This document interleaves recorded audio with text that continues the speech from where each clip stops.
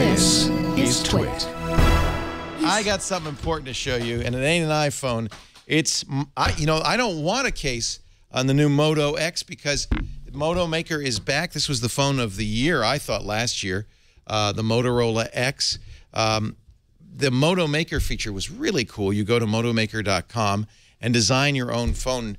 They had wooden backs, they had plastic backs, and now they've got leather backs. This is the cognac leather back, and it's beautiful Horween leather. Horween is one of the last tanneries in the United States in Chicago, and this is gonna, it's already got, I took it to London. I've had it for a while. It's starting to get a little bit of a nice finish. That is cool. It's like your wallet. It just starts to show its age. It is beautiful. You won't want to put a case on your Moto X phone. Now, the things I don't remember what my code is. Yeah. The things I didn't like about last year's Moto X were twofold. First of all, it was a perfect size, 4.7 inches, but a less than perfect 720p screen.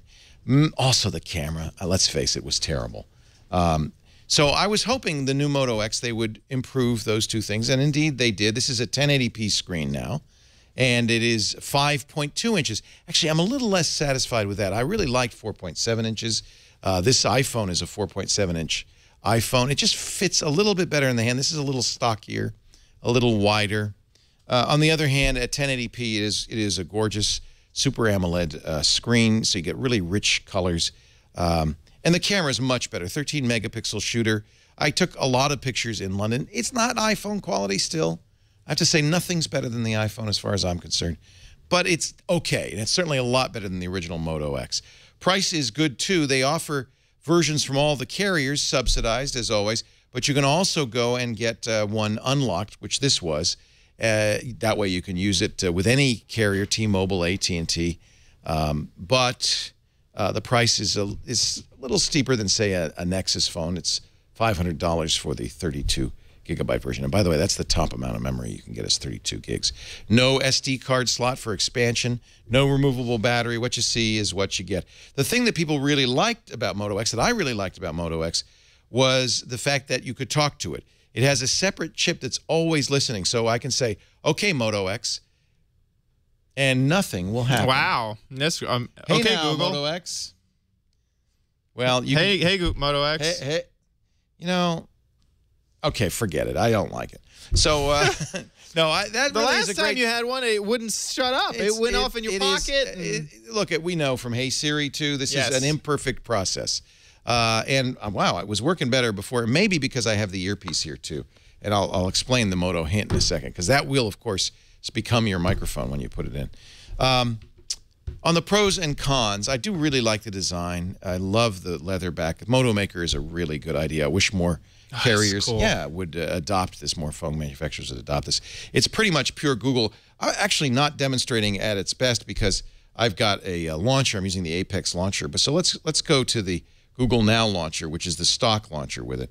And you'll see it's very much a pure Google phone with a few Motorola extensions, particularly that Motorola Connect, which allows you, let me launch the Connect here and show you. Oh yeah, I have to relearn how I do this. Launchers, yeah. The Connect will allow you to, this is actually not what I want, I'm sorry. They've changed it now to Moto. Let's go here. The Moto app will allow, now it's working, thank you very much, will allow you to do a few things that are really great. It'll listen and respond. Maybe I reprogrammed this. Do you think it was your different launcher and it wasn't listening? I did. I changed it. Oh. Let's try it again. The one thing, and this is true about, I found with the Siri launcher, the more syllables, the more likely you'll get false positives. You'll accidentally trigger it. So I actually made it longer. Wake up, Moto X. Wake up, Moto. Hey, wake up, Moto X. Wake up. Hippopotamonstrous quippedalophobia, Moto X. Wake up, Moto X. Okay, well, there you go. It looks it's such a good stunning demo. review. But that's actually the problem I have with a lot of these things. Now, once you wake it up, there's lots of things you can do. You could say, for instance, take a selfie, and it will give you a countdown, 3, 2, 1, and take the front camera picture. You could say, what's up? It'll tell you the time, upcoming appointments, incoming texts, that kind of thing. You can have the assist tell you, do things differently. When you're at home, for instance, you can have assist set up to say, hey, your daughter's calling. Would you like to answer? It will read you texts and say, would you like to reply? Similarly, with driving, you can reject all texts if you wish, but you can also have the text read to you and respond to them without touching the screen at all. I use sleep all the time. It doesn't go on. It doesn't make any noise. It doesn't buzz, vibrate, or bumble in the middle of the night because I've told it I'm sleeping. And when somebody texts me in the middle of the night, it will send them a text saying, I'm sleeping, but leave a message. Oh, nice. And I'll call you back. So I really like these features. Motorola's added a new feature on this. This has now, unlike the original Moto X, a metal trim around the edge, and that's the antenna. And they've actually dedicated a chip. According to iFixit, it's a chip normally used as a capacitance sensor. It knows where your fingers are and tunes the antenna so that you don't have an antenna gate type of problem. It actually works really well. You're in the middle of a call. I'm in the middle. Hello, whoever I'm talking to. Let me just hang up on that. Yeah, thank you, Moto X. So, no, it does actually work better. I'm not sure why it's not working now, but like all these voice-activated things, it isn't perfect. You're still frankly, in the call. 1 second. Let me just. No, I'm not talking to anybody. I heard someone say hello. Hello? Like, you can see the call icon. Goodbye. Who did I call? Hang up. Hit hang up. Thank you. There you go.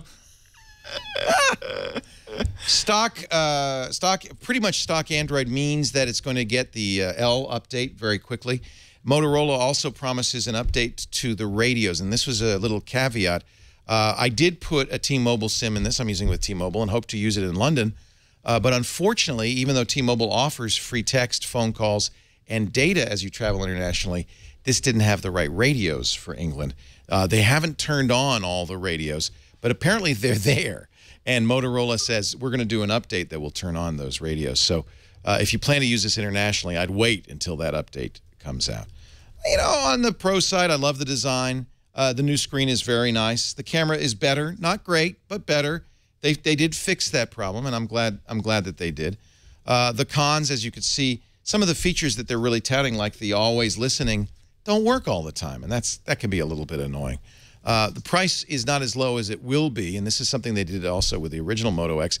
They charged a full price for what was, frankly, less than a flagship phone last year, and then slowly lowered the price over the lifetime of the phone down to what I think is an appropriate price. I presume they'll do the same thing, but right now, fully loaded with a nice leather back, which costs $25 extra, and 32 gigs of RAM, it's close to $500. So. But the Moto Maker's fun, and you can really get the phone that looks exactly like you want it to look. I have to say, I'm going to give this a do not buy because while I like many of these features, one more thing I should mention: the battery life is disappointing.